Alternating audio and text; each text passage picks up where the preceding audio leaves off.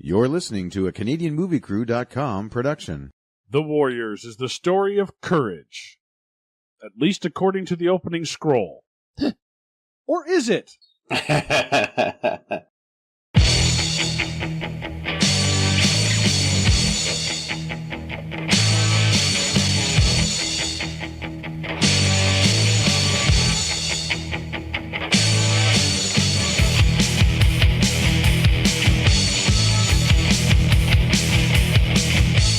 Welcome back to the Yours in Movie podcast, where we try to find the real story behind the story. I'm Sean Taylor. I'm Tex. And I mean Mark. Today we're taking a look at 1979's The Warriors. This might be the oldest movie we've done. I think it is, actually. Yeah, sounds about right. It's as old as me. Aw. I hate the 70s. I really do. I hate the 70s. I hate everything about it. This was really hard for me to watch. Mark, you brought this to us, and you'd never seen the movie before. That's right. I kept hearing about this movie, The Warriors. Have you seen The Warriors? No. Oh, it's a classic. Really? Why? Can't tell you. Okay. Yeah. No, just watch it. Watch it. It is considered a cult classic. Tex, have you seen it? No, God. I'd heard that, it existed, and I'd had the reference of Warriors come out and play, and had no idea what that meant. Yeah. And I knew that, and the other line I knew was, "Can you dig it?" That one I knew. I knew the reference. I didn't know that one. Well, I remember the DVD, the special edition DVD, or the unrated DVD came out in like the late 90s, I think, or early 2000s or something like that. Sure. Yeah. Once DVD hit, they decided to kind of remaster it, whatever, and re-release it. Yeah, and I remember back in the mid 90s, there was a Super Nintendo game based on it too. I never played it.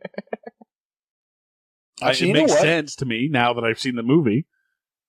To be honest, this might not be a bad, picture a Grand Theft Auto style game.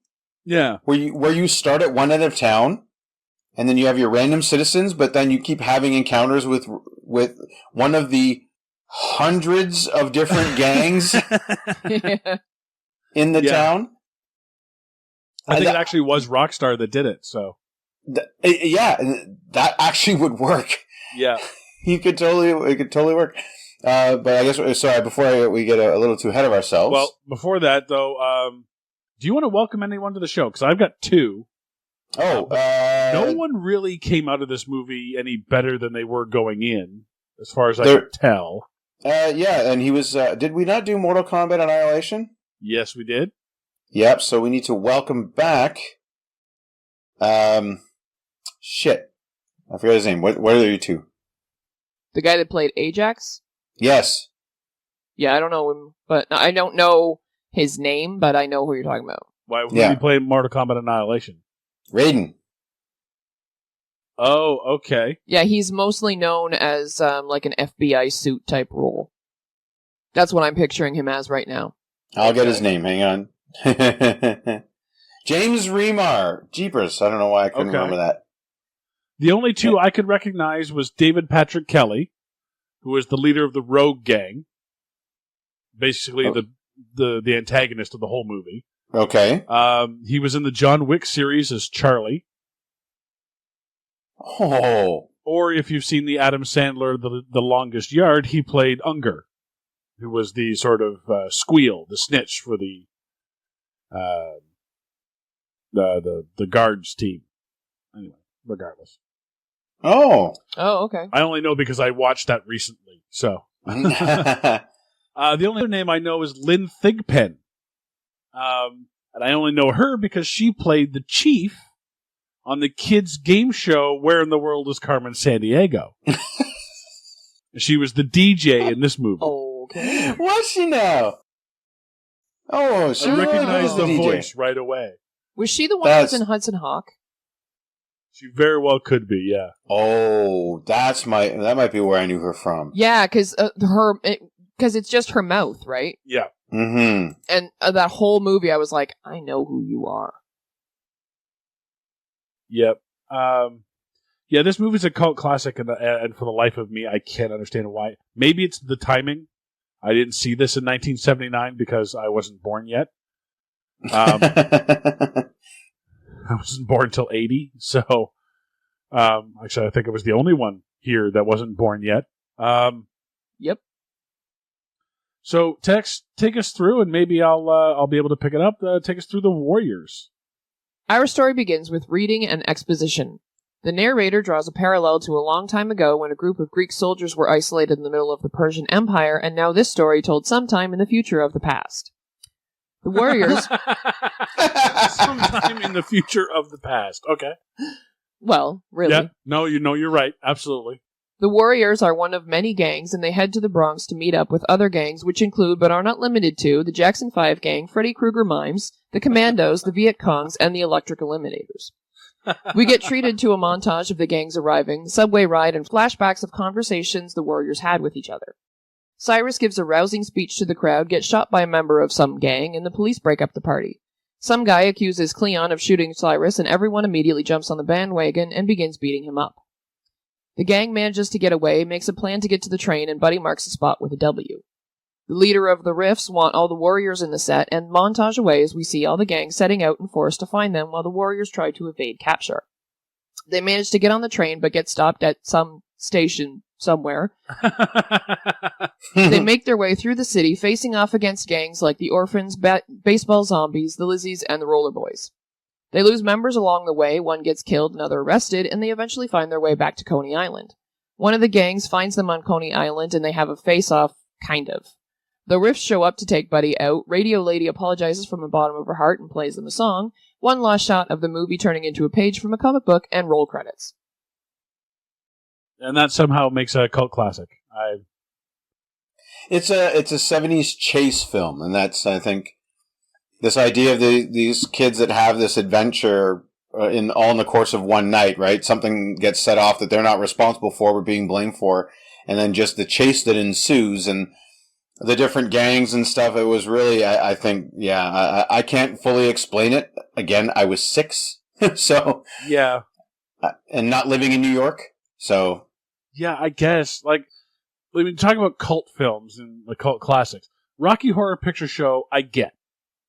It's very over the top. It's very fun.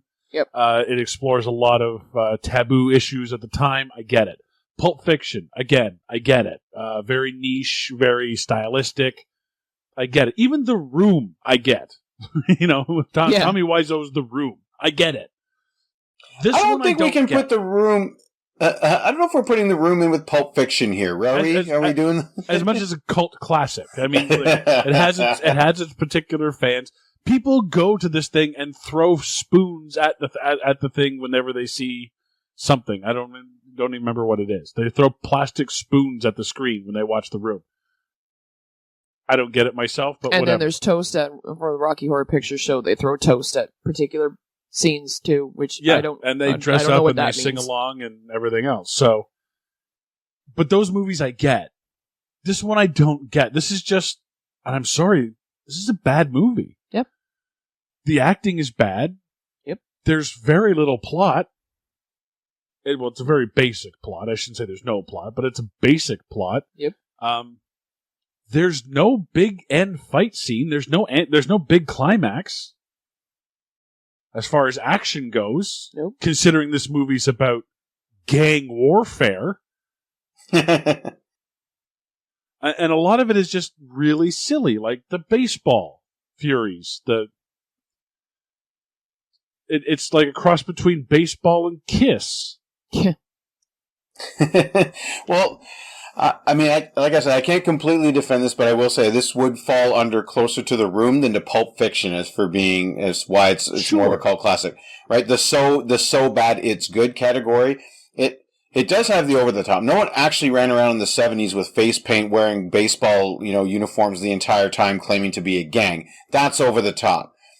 Do you know what I mean? Yeah. Right, but it's also not 70s though. It's sometime in the near future. No, but it was made in the 70s, right? So that's their vision of the future. Well, exactly. It is. Yeah. Yeah, it's supposed to be prophetic. It's a very 70s version of the future. Oh, yeah. Oh, yeah. Yeah. Just look at the hair. Yeah, exactly. Yeah. Right. So it's, you know what I mean? So I think that's that's another good reason though for it too. Is it's 70s but not. It's another one of those where they're predicting the future, like Mad Max or something like that. Yeah. Where they just have this vision of the future, and it's outrageous and and very dangerous for pedestrians, much like Mad Max. But that's the thing, and I think that's where it gets it. I'm not saying I'm like, I just saw this movie last night, so I'm not going to defend this. Please send us your emails, send us your tweets, tell us what you love about this movie and why it's a cult classic. I want to know from someone who's a genuine, like, who saw this post and said, "Oh no, they're doing that movie." Yeah. So I would love to hear from you guys because I'm a fan of fandom, so I think it would be fun. Yeah, I absolutely agree. If you can explain to me how this gained its cult following, maybe it's just something I don't get, you can send it to CanadianMovieCrew@gmail.com. If you want to send death threats because we're doing this movie, send it to Mark@CanadianMovieCrew.com. See, now I have my own little theory about why it's a cult classic. Okay. Now I can't pinpoint specific things outside of probably soundtrack. But I will also speculate that it's because of the time and the version of the future that they present to us. I that guess. Everyone is going to be in a gang and whatever, and gangs are going to rule, and cops are apparently going to be only not even a quarter of the population of people. And, that kind of thing. And, like, how crime could easily win, but it doesn't. Yeah, this idea of, like, 3-to-1 cop-to-person ratio and hundreds of gangs. Yeah, not just a few. Hundreds! Oh, my God. Like, ridiculous. Like, honestly, when you see, like, all the people in this crowd, it's apparently not all the gangs anyway, because the orphans are all put out that they weren't part of it. But there's so many fucking people, and it's like, really? Really? Well, there's so many people, they have their own fucking radio station. Yeah, I love that. Yeah, I actually have a question about that. Is that run by the Riffs? I think it's run... Or is that run by, like, the top gangs or something? Or do they have, like, separate messenger services or something? Because that DJ chick seems to know everything really fucking quickly. I kind of took it to mean that it was sort of an independent radio station that gets the news out for all of these gangs. And it's sort of a central hub, but the radio station may be independent from all the gangs. Yeah. WGNG, gang radio. Yeah. WGNG. Coming up at top of the hour, we got traffic. Woo. Stay off the sidewalks. You'll take a beating if you're out there today. Because I was trying to write them down as fast as possible. Cowboy gang, mime gang, funk gang, straw hat gang, street toughs gang, and wearing tank tops is not gay because it's the 70s gang. Those are the ones I caught right off the top from the opening montage. All right, and if I could add to that list, the Asian weird hats, I called the them roller the derby Vietcongs. jacket gang, the blue jean brigade, bandana boys, the muscle shirt manglers, and the overall best in overalls. Okay, the overall guys. There's the ones that show up near the end of the movie. Roller boys. I called them roller boys. Yeah, I was like, Yep. wow, roller skates and overalls. Yep. If that's not a one-way ticket to Chafe City, I don't know what is. But there's only like one dude on roller skates though. Like the scout was on roller skates. The rest of them were on foot. That's true. Really? Yeah, the rest Yep. of I them did are on not notice foot. that. Yeah, there's just the one scout that follows them around, and then the rest of them they run into the bathroom and get their asses kicked. There's a gang of mimes, and you don't think this is over the top? Yeah. Well, I think it's over the top in certain aspects, but they take it so seriously. I figured that they're the easiest to fight because all of their punches would just hit an invisible wall. They'll just get a big fan and they'll just walk. They'll walk against the wind. You don't even have to turn the fan on. They'll just naturally do it. You could just lasso him with an invisible rope and... Yeah. All I know is that for all these weird gangs, all I know is I do not do nearly enough push-ups and sit-ups to be in any of these gangs. At least not ones that wear open vests. Yeah, definitely not going to be a warrior anytime soon. I'm going to have to hit the gym for a while. But Cyrus comes out and he wants to basically form all the gangs into one gang. Right? Good idea. And take over the city. Great idea. But he says the one line and I was like, wait, what? He says, the turf is rightfully ours because it is our turf. I'm like, the turf is ours because it's ours? What? Yeah. Yes. That's great circular logic, not exactly persuading me at this point. Yeah, well, you know what? Based on the attention span and the IQ of a lot of these guys, yeah, I would think most of them. Well, considering how that line is responded to, or like received, I should say, I think everyone thinks he's really deep by making that comment. Maybe, yeah. Yeah, just because it's not set in the 70s doesn't mean they're not doing marijuana. Yeah. Yeah, pretty much. So, dude. Yeah. Now it's leaning more towards Pulp Fiction. Yeah. By the way, I like to think that Cyrus started off not as a gang leader, but as a classically trained actor.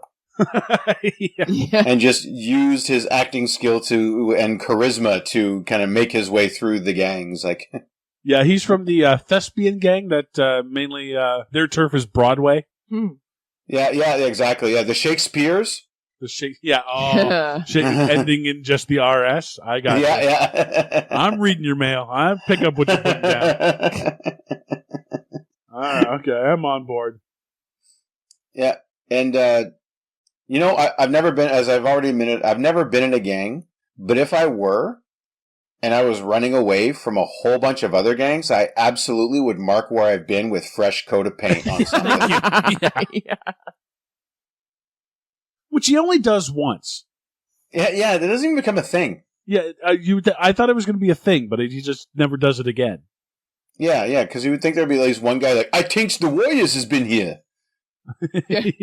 And then that just keeps happening, right? But no. That's the thing. It's like they're asking where they are. Well, they don't know where they're from. Yeah, go there. Yeah. Like, these guys know they're from Coney Island, so it's like, why isn't there a giant blockade blocking Coney Island? Well, that's what I don't understand, too, is if you call a truce with all these gangs like they did at the beginning, yeah, and then you betray that truce, that, to me, would be the ultimate slap in the face, right? Yeah. So at that point, if they go back to Coney Island, why do they consider themselves safe there? Well, that's the thing. I was kind of thinking that there would be like a whole bunch of the other warriors. Like I thought they were running home so that way they could get the rest of their gang, because every other gang seems to be very heavily populated. These guys have like 9 dudes at the start, and they don't end with 9 dudes. No.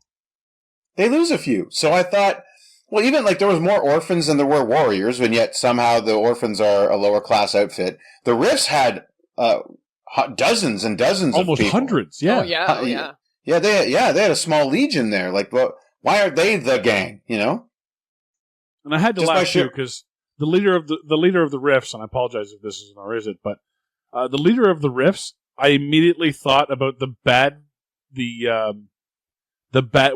one of the gang leaders from the Michael Jackson "Beat It" video. You know what I mean? The one with the sunglasses that looks like Eddie Murphy. That's not Eddie Murphy. Yeah, that's challenging him. Yeah. I don't want to look that up because in my brain now it is. Yeah. I don't get that reference because I don't like Michael Jackson. Oh, okay. It's one of the best videos of all time. Oh, okay. Yeah, well, it is. Truly it is. Sorry, Mark, go ahead. Well, no, we were talking about the population of these gangs, and like even there was the one gang, the Turnbull Boys or whatever, a busload of guys. Oh, They yeah. outnumber the Warriors. Even the Lizzies that they run into. Yeah. There was not enough, even at their full strength. There is not a 1-to-1 Lizzie to Warrior ratio. No. Nope.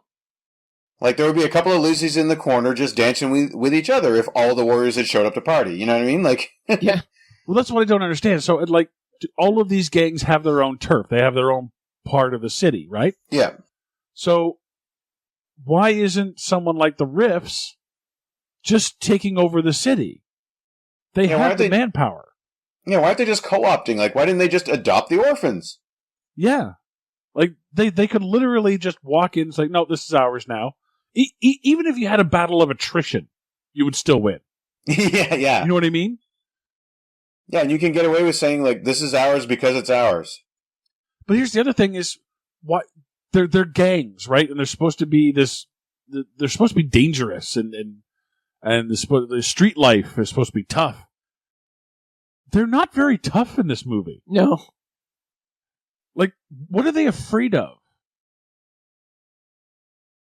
Well, Like, the baseball guys get taken out pretty fucking easily. Yep. Again, in this one, it's got to be the numbers game. Like because there's 9 of them that go. Yeah. One of them gets killed at the beginning. One of them gets arrested. Another one gets thrown in front of a train. They pick up a girl, so now they're at 6 again. What are we at? 7 again. Yeah. Yeah. So, I mean, every other gang they meet has more people than them, so they've got to run. Even the cops have one guy swinging his baton there, walking in the subway, and he's like, "Hey!" And then all of a sudden, a whole bunch of other cops show up. It's Yeah. Yeah. like every time. It's never like a one. They stop and fight once with the baseball furies. Okay, but that's the thing. Like, what do these gangs do? They just hang out and be gangs. That's what I mean. Yep. Like, Yeah, just your regular ganging stuff. like the only crime we see in this movie that the gangs commit as a gang is when they rob the chick at the convenience store. Oh yeah, so petty theft. So yeah, petty theft. Well, they do light a car on fire, so destruction of property. Okay. Yeah. Assaulting a police officer, multiple occasions. Okay, but that's not really like. But the idea of the idea that we're given is that these are huge crime syndicates. Yeah, and there's no drug dealing. There's nothing that you would expect from like they're not going in and throwing people out of their homes and just staying there. Like they're, you know what I mean? Yeah. Yeah. Like I'm not afraid of any of these people. You know what I mean? Like, and the fighting is not even all that good. Like I said, there's one fight with the baseball guys, and then the rest of the time they're running. And then there's a fight in the bathroom, in the men's room there at one point. Yeah, bathroom. Mm-hmm. Yeah, there's a fight there. The orphans get chased away with the car bomb. Yeah, I was looking forward to that doesn't one. really even touch them, which I was like, why are you running from that? Yeah. Go around the car. Well, it's really hard to be a tough gang when you run into the shot, and everyone looks down to find their mark. Oh, really? Yeah, did you not notice that? No, of course I didn't notice that. You have like 18 guys all run in sequence, and all of them kind of look down to find their mark to make sure they're standing on where they're supposed to be standing. I'm like, yeah. That's awesome. That's awesome. I just love the idea that so you're a gang called the Orphans, so instantly you all have to be grimy. Like, well, that, and you have to have t-shirts that say orphans.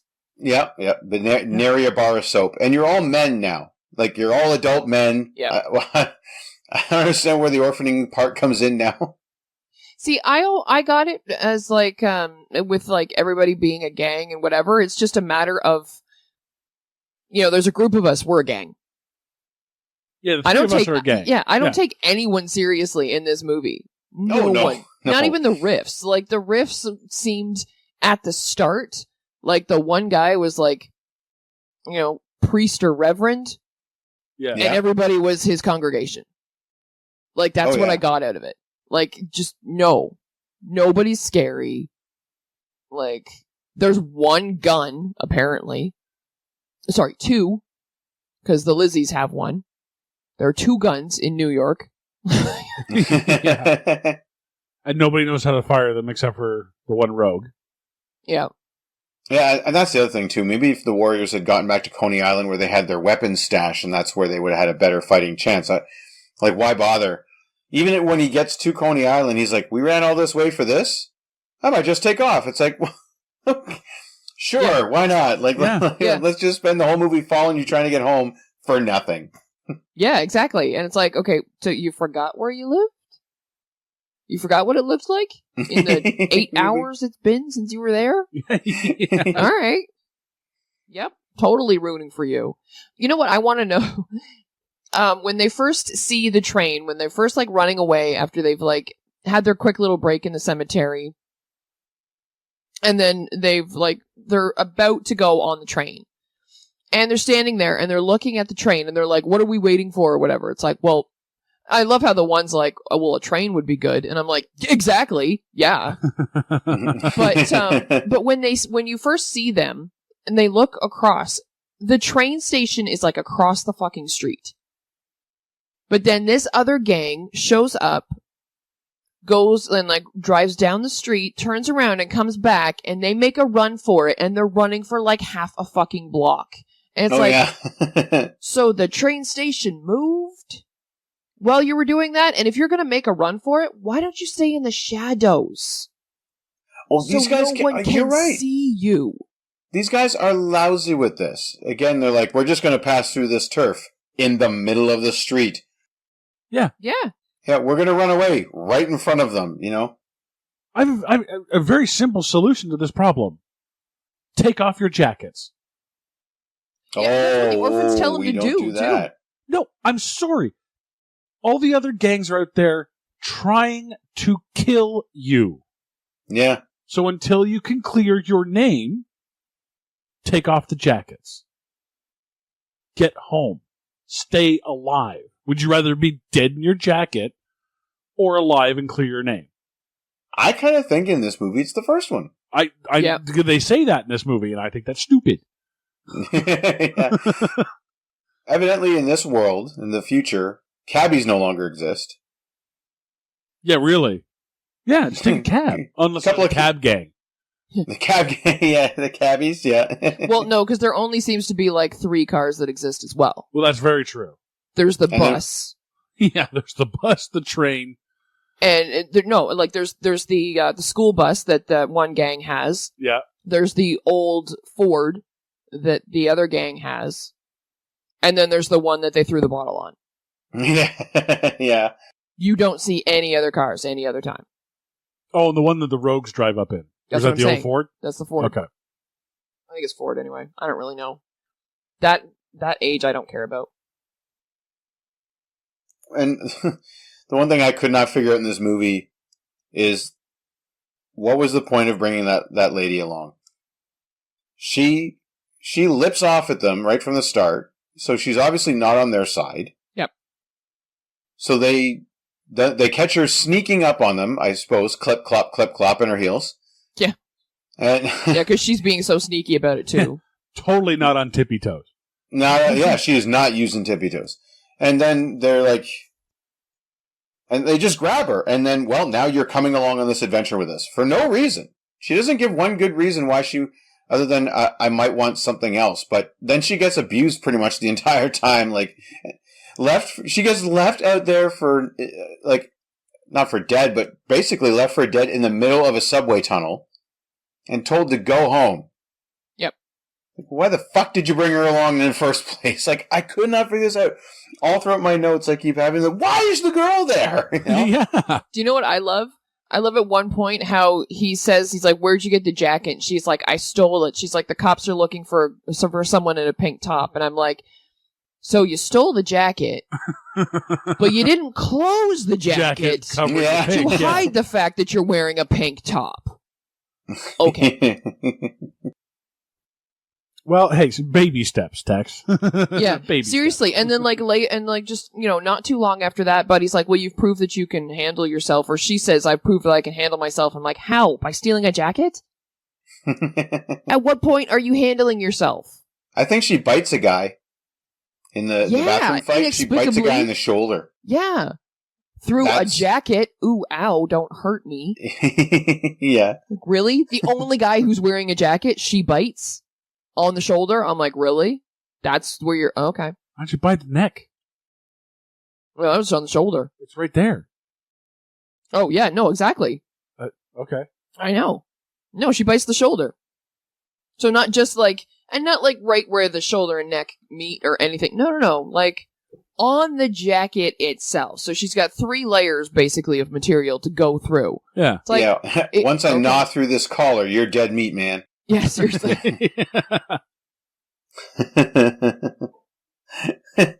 And I love that the main guy actually uses the double axe handle as a finisher. Did you catch that? Does, yeah. I was like, best double axe handle ever. I'm sorry, Greg the Hammer Valentine, but you never made a guy flip over 360 degrees with yours. So. Yeah, exactly. And is it just me?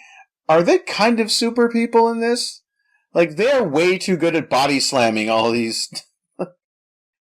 people. You seen that? They're just picking up and just throwing them everywhere. It's awesome. I would say yes, but during the fight with the baseball guys, they cut to the one, and the one baseball guy is just standing there watching the fight, holding a bat. Yeah, thank you. And yeah, the warrior and then comes up from behind. Yeah, and he gets hit in the back. I'm like, maybe you should be watching what's going on, dude. Like, yeah. Oh, I know. No. I mean, the Warriors are super people. They're the ones that are just hurling people all over the place. Like like at one point, the main guy, Swan, might I add. Oh, yeah. Your hero, ladies and gentlemen, Swan. Yeah, the warlord. The warlord Swan, yeah. Takes a guy, and he suplexes him, but he hurls him through the bathroom door in a suplex, in like a full-on suplex. Wham! I was like, you don't even see that in WWE. Pick him up in a body slam and just throws him into the mirror. Like, do we have a superhero on our hands? Like, it's like watching Luke Cage fight, where everyone's just getting tossed everywhere. It was funny. The fight scenes, the fight scene in the bathroom was pretty cool. I have to admit that. Uh-huh. That was a great fight scene in the bathroom. The one in the park with the baseball guys, not so much. My favorite was with the Lizzies. Well, one of my favorites anyway. The only reason I've never seen anyone, man, woman, child, or beast, take a chair to the face like that one girl did. Holy cow. Wooden chair, full face, chair disintegrates on her face. That's true. I was like, what the hell is happening? It was awesome. Well, speaking of women, in the late 70s, early 80s, Mark, you were around. Were women just hanging out in the park or in the subway in the middle of the night? Waiting to get assaulted? Waiting to get assaulted or picked up or whatever? From what I understand, that was kind of a thing. Lady cops would, with backup nearby, basically set traps. I'm gonna disagree with nearby because she blew that whistle. Oh my god! A long time before they got there. Yeah, seriously, she's like blowing that whistle and blowing that whistle and blowing that whistle. I'm like, you are so lucky that he's not armed. Yeah, because you could be dead by now. That's true. Okay, sorry. Scratch nearby, with police backup presumably on the way. Yeah. I mean, obviously they're within earshot to hear the whistle. Yes. Now, I don't know if they were fixing their coffee or whatever at the time. No, finish the donut, finish the car. Yeah. Yeah, get in the car, start it up, and then get going. Having a Marty McFly moment from Back to the Future. They got hit with their head. Yeah. yeah, exactly. Oh, speaking of the park, I got to go back to the baseball fairies. You figure that if if you have a bat themed gang, be good at fighting with bats, people. Yeah, thank you. Yeah. this has got to be there's got to be the handbook with the bat and the uniform, right? Be good with bats, a tutorial, you know? Yeah. Because these guys sucked. They did. They totally sucked. And they had baseballs, too. I don't know why they didn't use them as projectiles. Oh, yeah, they could have had like a whole pitcher thing, like pitcher, bang, and then just hit a guy in the back of the head or something. That would have been awesome. Or just throw the ball up and hit it with the bat. Yeah, absolutely. They could have got a little more creative, guys. I have in my notes, going back to the Lizzies, I'm like, uh-oh. A whole gang of women all getting along. Something's not right here. That's what made me think maybe I heard the name of the gang wrong. You too? Yeah, I kind of thought they were the Lezzies for a while. And then I saw them and I was like, ooh, that makes a good case. But it is the 70s. And they're all wearing rainbow shirts. And that was kind of the style. Yeah. Okay, I'm not giving any more thing, but okay, well, we'll just go with the Lizzies. Okay. Yeah, sure. And but then our femme fatale, I like how that gets turned on its head. She, the quote unquote femme fatale that our leader needs to kind of stay away from normally in order to focus on the mission. Nope, not in this one. She's just begging for, come on! And it's like, come on, fuck me! You know, like it's. Yeah, that was a little ridiculous. Yeah, I'm like, oh, okay, so this is science fiction. Oh,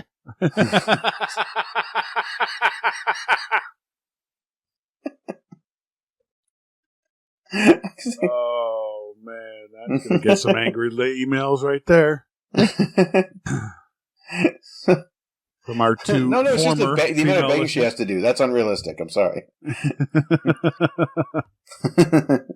Okay, I still have more notes here about why the hell did they keep her around, only to ask her to leave, yada, yada, yada, you know?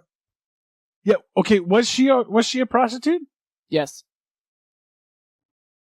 I didn't get the sense that she was. Like, they just called her a whore, but I thought she was just, like, somehow affiliated with the orphans. Like, she was just, like, Buddy's sister or something like that.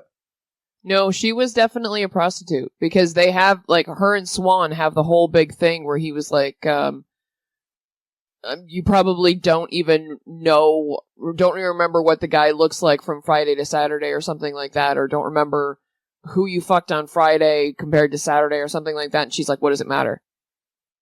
Oh, see, I thought he was just calling her a slut. I didn't realize her professionalism was being drawn into the conversation, whether she got paid or not. Oh, well, if we're splitting hairs on whether or not prostitute or slut, that I don't know. Yeah. He definitely called her a whore, you know, but whether she was getting actually paid or not, still up for grabs. I think it's very obvious she's living the loose life, but like she says, don't call me a whore. So I'm like, oh, okay, so you're just doing it for free. Well, and she goes off on and that's the thing. Like, as much as they say it's in the future, definitely very 70s attitude of, you know what, I'm just living for now. I want it for now.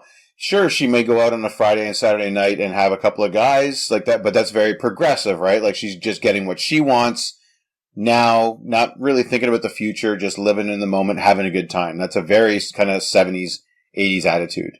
Yeah. Yeah, I guess. So I mean, that kind of thing just keeps it grounded in, and she's standing up for herself, too, on the other hand. I know it's not really funny, but at the same time, it's kind of, you know, the only funny part is whether or not she's getting paid for it. Yeah, true.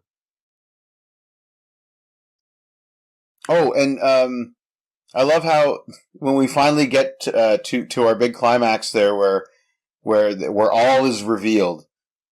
What's his name? The leader of the Rogues. When they finally ask him why he did it, no reason. Yeah, I just like doing stuff like that. I just like doing stuff like that.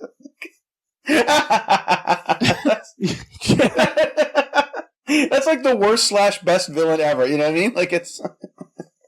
Yeah. Hey, Jason, why'd you kill those campers? Meh. Yeah. Yeah, I just like doing stuff like that. Got bored. It's kind of funny. It kind of has like a little Joker flavor to it. And, you know what I mean? In that regard, just chaos for chaos sake. But I guess I kind of still was waiting for some sort of master plan. Like, I did it so that he would be out of the way, so we could do this, or we could take over, or something like that. But no. Yeah, well, and that's what I was waiting for, was the big reveal, the big sort of why all this happened. Because obviously this was a big deal, right? Yeah. The Cyrus guy gets taken down, and now these guys are being hunted by everybody. You would hope that there would be something more to it. And they go to all the trouble of framing another gang. Yeah. They just start screaming out, it's the Warriors, so that way it gets the heat off their back. Yeah, and it turns out he's spending as much time thinking about it as most people do, whether or not they're going to swipe left or right on Tinder. Yeah. Yeah, yeah. Meh, meh, meh, meh. Like, and to make it worse, every once in a while he keeps phoning somebody. The lead rogue keeps phoning somebody. So he's reporting to somebody. Who is it? And are they the ones that wanted this to happen? Yeah, who's he on the phone I with? don't think so, because when he's reporting to someone, he's telling them that he's still telling them that the Warriors were the ones that did it. Yeah, he's sort of keeping whoever it is on the phone up to speed. But he's still lying to them, so they're not some type of... They're not a higher up or anything, is that... because if he was following orders, he could just be like, yeah, this is who I framed, whatever. But he doesn't say that. He's like, no, it was the Warriors that did it, and whatever, and blah, blah, blah. Is it maybe feeding it to the DJ lady? That's what I'm wondering. Yeah, okay, that makes more sense. Okay, that would actually make sense, yeah. Yeah, and then she's giving out the reports. That's not the only source of her info, but he keeps calling him. I think he wants to keep up the ruse, right? So he keeps calling, like, yeah, it was them. Yeah. But then she finally learns the truth. I like how the leader of the Riffs at the beginning of the movie, after everything goes down, he goes, I want the Warriors alive. Or if you have to, dead. Like, well. Yeah. Okay. I like at the end when DJ Chicky is like, oh, well, it turns out that it wasn't actually the Warriors. We got some bad information, whatever. So here's a song to apologize. To apologize. And I was like, oh, please tell me it's I'm sorry. But it wasn't. I'm sorry. Yeah. So sorry. Yeah. Yeah. But yeah, that would have been nice, yeah. I was really looking forward to that. I was like, oh, please, please, please, please, please, please, please, please. And she didn't do it. And I was like, damn it.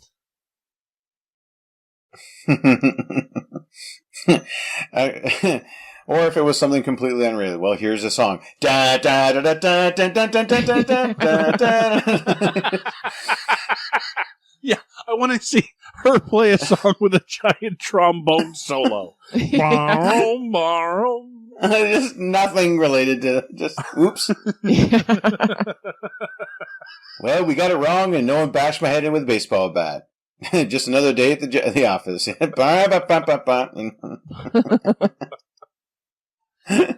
Sorry, Warriors, we had it all wrong. So for you, you're Born in the USA by Bruce Springsteen. Just nothing. Here's Surfing USA by the Beach Boys. Surfing USA, yeah. The Beach Boys, yeah. California Dreamin'. By the Mamas and the Papas, yeah. Yeah, California Dreamin', why not? You guys like water, don't you? Anyway, we're signing off. Here's that song from the Star Wars Christmas special. There. Oh, God. Taking this Jefferson Air Starship here. Oh. That's the thing. Like, being a cop at that point, probably fairly easy. All you need is a badge, a gun, and a radio. Yeah, you know what I mean? Like just be like, hey, Chief, well, they just told us on the radio they're down in, 5th and Main, and we're away we go, Yeah, that's true. They got on a train. You'd think they just go to the next stop. Yeah. And the cops can just tune into WGNG and figure out what's going on, Yeah. Yeah. Seems pretty easy. Maybe it's an AM radio. Yeah. That's how they're staying off the bands, right? Because they'll never find it there, Yeah. I love how at the end, the highly organized gang, one guy in the riffs, he's got nunchucks. I'm like, that's awesome. Guy behind him, a hockey stick. And I'm like, poor bastard. He's broke. It's probably not even his. Probably not, no. And it was one of those street hockey ones, too. It had the plastic end on it. So I'm like, you cut the actual blade off and you put the... Damn it. He's got a ball hockey stick. Just a few things on this movie. President Ronald Reagan was a fan of the film, even calling the film's lead actor, Michael Beck, to tell him that he'd screened it at Camp David and really enjoyed it. Hey, there we go. Well then. Well, this guy came down with trickle-down economics, so do with that what you will. The Warrior sign painted on the bathhouse for one of the photos that was painted over a real gang's tag. The gang did not take this too lightly, so the producers paid them to be in the film. Oh, nice. It's like, oh, hey, sorry, did we cover up your graffiti? You want to be in a movie? Wait a second. Are you guys mimes? Would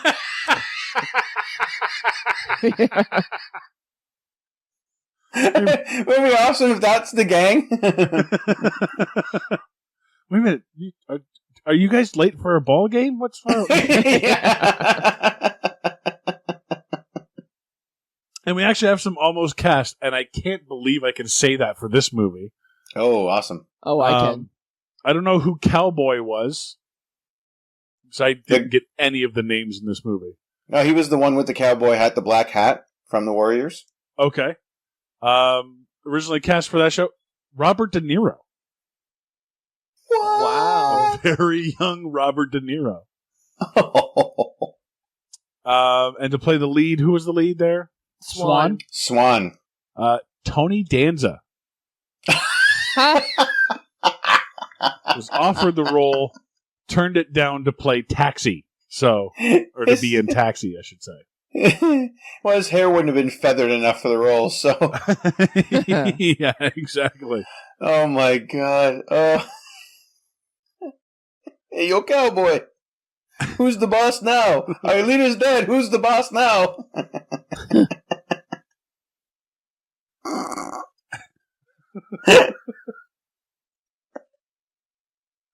Wait for Mark.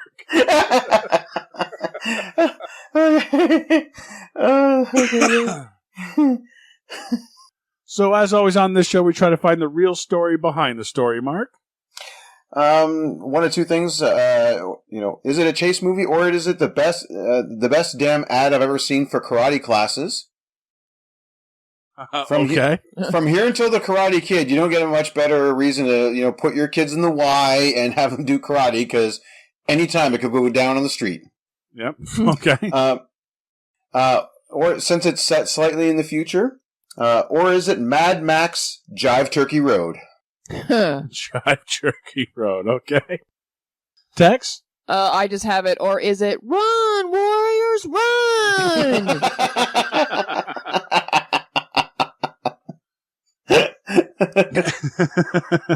Very good. Very good. You know what? I gotta say, I've run marathons, and even I don't currently have the cardio training that these guys have.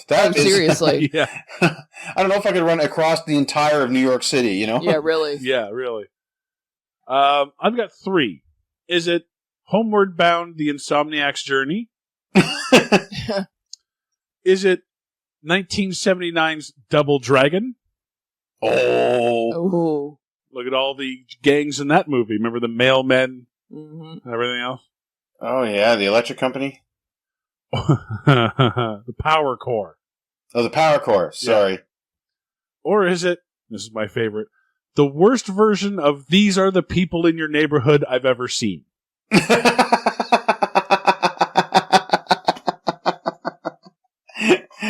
You know what, Sean? It's funny that you say that, because this does bring up something I was going to say. Like, I've never even been in New York, so I do recognize a few names of streets here and there. But really, like, if you're from New York, or if you really, really like New York shows, this is definitely a movie for you. I mean, don't get me wrong. It's not like Sex in the City like New York. I mean, you got to get street level New York, like Sesame Street level. Do you know what I mean? Like, then you're in. You'll get it. Yeah, pretty much. So that's going to about do it for The Warriors. I'm Sean Taylor. I'm Tex. And I mean Mark. Join us next time. We'll take a look at the story of one of Seinfeld's neighbors discovering his entire life is a lie in The Newman Show.